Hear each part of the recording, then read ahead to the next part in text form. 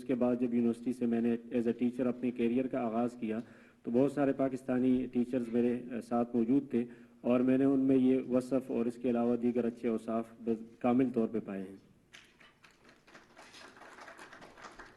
وأنا سعيد بهذه الدعوة التي من خلالها تم الاتفاق على عدد من الأمور التي تهم بلدينا.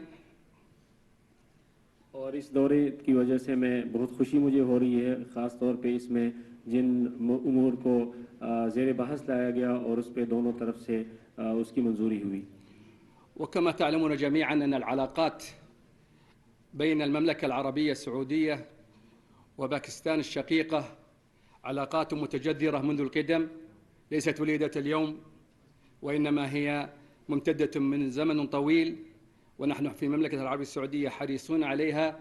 قيادة البلدين حريصة على تنمية هذه العلاقات، ونحن نسير في هذا الدرب جميعا لخدمة هذين البلدين وكافة البلدان الإسلامية.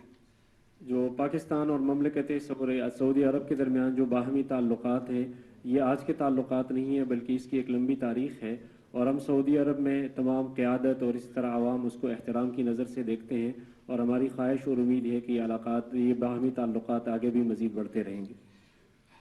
في ختام كلمتي هذا أدعو المولى عز وجل بالأمن والأمان والتقدم والازدهار لشعب باكستان الشقيق.